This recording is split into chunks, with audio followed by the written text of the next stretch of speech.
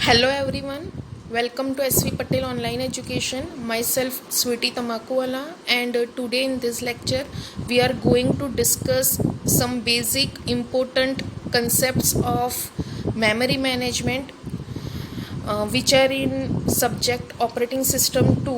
In the previous video I have already told you about that. We will first discuss unit 4 and 5 which are related to memory management, and after that we will discuss unit 1, 2 and 3 which are related to process management.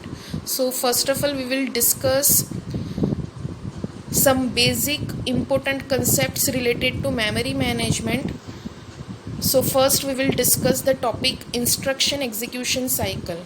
इसका meaning ये है कि जब भी आपकी instruction main memory के अंदर store होगी, अलोकेट होगी, उसके बाद उसे कैसे एग्जीक्यूट करनी है उसकी साइकिल यहाँ पे हमें डिस्कस करनी है. सबसे पहले तो जो भी इंस्ट्रक्शन मेन मेमोरी के अंदर स्टोर हो रही है उसे फैच किया जाता है फ्रॉम द मेन मेमोरी. तो सीक्वेंस के अंदर पहला आएगा इंस्ट्रक्शन को फैच करना, उसके बाद इंस्ट्रक्शन को डिकोड करना है. डिकोड करना यानी कि यहाँ पे हमें समझना है कि कौन कौन से ऑपरेंड्स हैं और वो भी मेन मेमोरी में कौन से लोकेशन पे है, कौन सा ऑपरेशन परफॉर्म करना है, ये सारी चीज़ें यहाँ पे डिकोड की जाती है.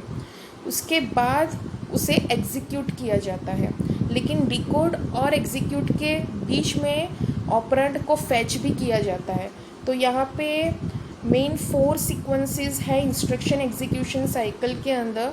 पहले तो इंस्ट्रक्शन को फैच करना है फ्रॉम द मेन मेमोरी, उसके बाद उसे डिकोड करना है इंस्ट्रक्शन को, उसके बाद ऑपरेंड को फैच करना है फ्रॉम द मेन मेमोरी, उसके बाद एग्जीक्यूशन करना है. और ये चारों स्टेप्स रिपीट किए जाते हैं हर एक इंस्ट्रक्शन के लिए. और लास्ट में जो भी रिज़ल्ट जनरेट होगा it will be store back to the main memory again.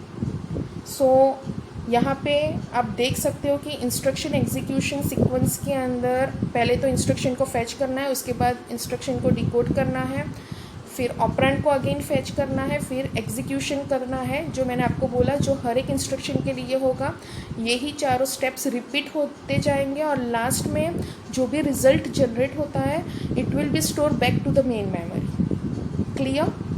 Fetch करना है, डिकोड करना है, ऑपरेंड अगेन फैच करना है फ्रॉम द मेन मेमोरी, उसके बाद एग्जीक्यूट करना है. सारी इंस्ट्रक्शंस के लिए यही सारी सीक्वेंसेस फॉलो होगी, यही सारे स्टेप्स फॉलो होंगे और लास्ट में जो रिज़ल्ट जनरेट होगा final result it will be store back to the main memory. So typical instruction execution cycle, for example, first fetches an instruction from the main memory.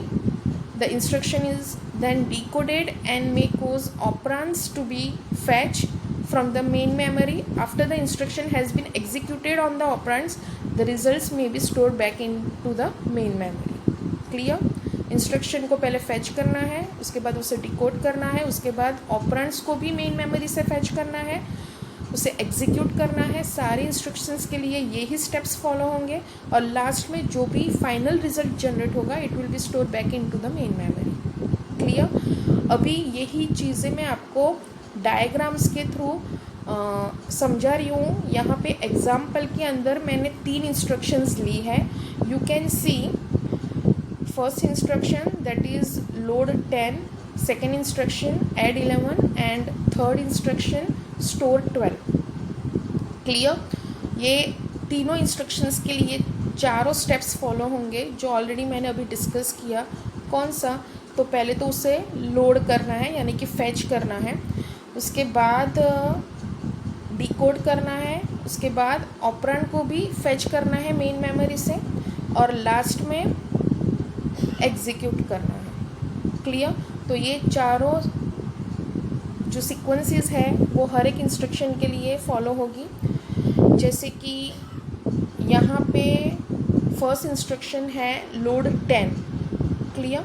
तो उसे पहले तो main memory से fetch करना है. जब भी उसे फैच किया जाएगा तो यहाँ पे बहुत सारे रजिस्टर्स यूज़ होते हैं जैसे कि प्रोग्राम काउंटर, उसके बाद है instruction register that is CIR, current instruction register you can say, MAR that is memory address register and memory data register.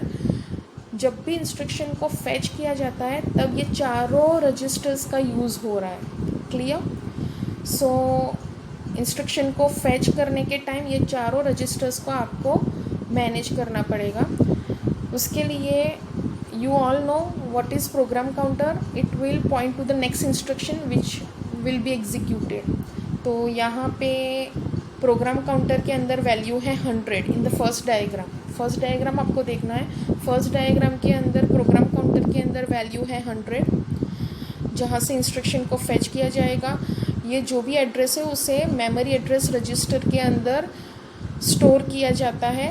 Memory address register यानी कि मेमोरी के कौन से एड्रेस से अभी इंस्ट्रक्शन को रिट्राइव करना है वो यहाँ पे आएगा। उसके बाद वहाँ से इंस्ट्रक्शन फैच होके उसको डेटा रजिस्टर के अंदर स्टोर किया जाएगा, यानी कि लोड 10 आ गया MDR के अंदर।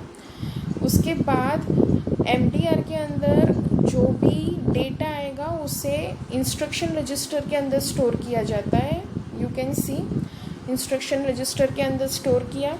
उसके बाद उसे डिकोड करना है, लेकिन डिकोड करने से पहले प्रोग्राम काउंटर की वैल्यू वापस +1 इंक्रीमेंट हो जाएगी। तो you can see in the second diagram यहाँ पे प्रोग्राम काउंटर के अंदर 100 नहीं है लेकिन 101 हो गया और डिकोड करना है। डिकोड करना है यानी कि लोड 10 को डिकोड करना है, समझना है यानी कि यहाँ पे कौन सा ऑपरेशन करना है, तो लोड करने का काम करना है। कहाँ से ऑपरेंड लेना है, तो मेन मेमोरी के 10 नंबर के एड्रेस से लेना है। ये डिकोड किया जाता है। उसके बाद अभी क्या करना है, तो third is the operand fetch. Operand fetch यानी ऑपरेंड को फैच किया जाएगा। तो 10 नंबर के मेमोरी एड्रेस पे जो भी डेटा है वो डेटा रजिस्टर के अंदर आ जाएगा, यानी यहाँ पे फैचिंग ऑपरेशन हुआ और लास्ट में उसे एग्जीक्यूट किया जाएगा। एग्जीक्यूशन का काम करेगा एरिथमेटिक लॉजिकल यूनिट ALU, और यहाँ पे एक्यूमुलेटर रजिस्टर भी यूज़ होगा। It is a part of the ALU, और यहाँ पे जो भी इंटरमीडिएट रिजल्ट जनरेट होगा it will be store to the accumulator. तो एक्यूमुलेटर के अंदर प्रोसेसिंग करके वैल्यू को स्टोर किया जाएगा। सो पहले इंस्ट्रक्शन को फैच किया in the first diagram, second diagram में डिकोड किया, थर्ड डायग्राम के अंदर ऑपरेंड को फैच किया from the main memory, and the fourth diagram के अंदर एग्जीक्यूशन किया for the first instruction. Now for the second instruction again 101 will indicate कि 101 मेमोरी लोकेशन से हमें वैल्यू को फैच करनी है। वो एड्रेस जाएगा मेमोरी एड्रेस रजिस्टर के अंदर। उसके बाद मेमोरी डेटा रजिस्टर के अंदर 101 के अंदर जो भी इंस्ट्रक्शन है वो फैच की जाएगी, यानी कि ऐड 11 आ गया MDR के अंदर। उसके बाद इंस्ट्रक्शन रजिस्टर के अंदर वो इंस्ट्रक्शन स्टोर की जाती है, यानी कि CIR के अंदर आ गया ऐड 11। तो फैच फेज इज़ ओवर। पहले हमें क्या करना है, इंस्ट्रक्शन को फैच करना है जिसमें चारों रजिस्टर्स का यूज़ होगा। Fetch part is over. उसके बाद डिकोड करना है यानी कि यहाँ पे हमें समझना है कि क्या ऑपरेशन करना है, तो एडिशन करना है, और कौन से एड्रेस से नेक्स्ट ऑपरेंड को फैच करना है, तो फ्रॉम 11 एड्रेस।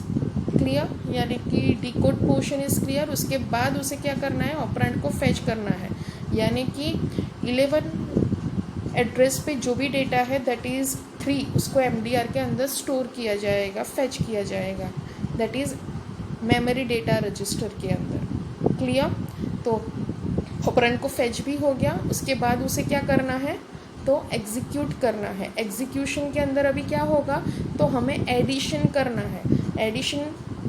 है। तो क्या होगा, आगे की वैल्यू थी 2 और यहाँ पे आई 3, तो फाइनल रिजल्ट है 5। एग्जीक्यूशन करने के टाइम एक्यूमुलेटर रजिस्टर का यूज़ होगा और इंटरमीडिएट रिजल्ट वहाँ पे एक्यूमुलेटर के अंदर जनरेट होगा, and ALU will perform all the operations. So data will be exchange many times during the execution between accumulator and the ALU, and the final result will be 5 will be stored into the accumulator. You can see here in the first diagram. तो second instruction का execution भी over हो गया। अभी third instruction को हमें क्या करना है, तो फैच करना है। तो थर्ड इंस्ट्रक्शन को फेच करना है, प्रोग्राम काउंटर की वैल्यू है 102, यानी 102 एड्रेस से हमें वैल्यू को फेच करना है। प्रोग्राम काउंटर के अंदर जो भी एड्रेस है वो मेमोरी एड्रेस रजिस्टर के अंदर स्टोर किया जाएगा। उसके बाद वो एड्रेस से डेटा को MDR रजिस्टर के अंदर फेच किया जाता है, वही डेटा को स्टोर किया जाता है इंस्ट्रक्शन रजिस्टर के अंदर। तो fetch portion is over. Third instruction के लिए भी फेच इज़ ओवर। अभी हमें क्या करना है, तो डिकोड करना है। तो डिकोड के अंदर यहाँ पे डिकोड किया जाएगा कि कौन सा ऑपरेशन परफॉर्म करना है, तो स्टोर करना है, और कौन से लोकेशन पे करना है, तो 12 नंबर के लोकेशन के ऊपर करना है। ये इंस्ट्रक्शन को डिकोड किया जाएगा एंड आफ्टर दैट एग्जीक्यूशन करना है। एग्जीक्यूशन के अंदर हमें क्या करना है, तो यहाँ पे इंस्ट्रक्शन क्या है, स्टोर करने की। तो यही पोर्शन हमें एग्जीक्यूशन करना है, यही पार्ट हमें एग्जीक्यूट करना है। तो फाइनल रिजल्ट एक्यूमुलेटर रजिस्टर के अंदर स्टोर होगी, दैट इज़ द वैल्यू 5, जिसे किसके अंदर स्टोर करेंगे हम लोग, मेन मेमोरी के अंदर। जो लास्ट था कि पहले हमें क्या करना है, सारी इंस्ट्रक्शंस के लिए 4 सीक्वेंसेस फॉलो करनी थी। Instruction will be fetch from the main memory, उसके बाद उसे डिकोड करना है, उसके बाद ऑपरेंड को फेच करना है एंड एग्जीक्यूट करना है। ये चारों स्टेप्स फॉलो करने हैं हर एक इंस्ट्रक्शंस के लिए। अभी भी फाइनल रिजल्ट हमारा जनरेट हो गया, it will be store back into the main memory, जिसे हमें मेन मेमोरी के अंदर स्टोर करना है। कौन से एड्रेस पे, दैट इज़ एड्रेस 12। तो MDR के अंदर जाएगा हमारा फाइनल रिजल्ट, दैट इज़ 5, और उसे मेन मेमोरी के 12 नंबर के लोकेशन के ऊपर अगेन स्टोर करना है, अलोकेट करना है। तो इस तरीके से इंस्ट्रक्शन एग्जीक्यूशन साइकिल एग्जीक्यूट होगी। द स्टेप्स फिर से मैं रिपीट कर रही हूँ। क्या करना है, तो इंस्ट्रक्शन को मेन मेमोरी से पहले तो फेच करना है, फिर उसे डिकोड करना है, उसके बाद ऑपरेंड को भी मेन मेमोरी से फेच करना है, उसके बाद एग्जीक्यूशन करना है। ये चारों स्टेप्स फॉलो करने हैं हर एक इंस्ट्रक्शंस के लिए, और लास्ट में हमारा फाइनल रिजल्ट जो भी जनरेट होगा, it will be store back into the main memory. जब भी आप फेच करो तो 4 रजिस्टर्स यूज़ होंगे, प्रोग्राम काउंटर, उसके बाद memory address register, memory data register and instruction register. ये चारों रजिस्टर्स का यूज़ किया जाता है। उसके बाद डिकोड करना है, उसके बाद ऑपरेंड को अगेन मेन मेमोरी से फेच करना है, उसके बाद एग्जीक्यूशन करना है, और लास्ट में हमारा जो भी फाइनल रिजल्ट जनरेट होगा उसे मेन मेमोरी के अंदर वापस स्टोर करना है। जब भी हम लोग एग्जीक्यूशन करेंगे उस टाइम पे ALU एक्यूमुलेटर रजिस्टर का यूज़ कर रहा है, और जो भी इंटरमीडिएट रिजल्ट जनरेट होगा it will be store back into the accumulator register, यानी यहाँ पे डेटा एक्सचेंज होता जाएगा ALU एंड एक्यूमुलेटर रजिस्टर के बीच में। क्लियर? Thank you.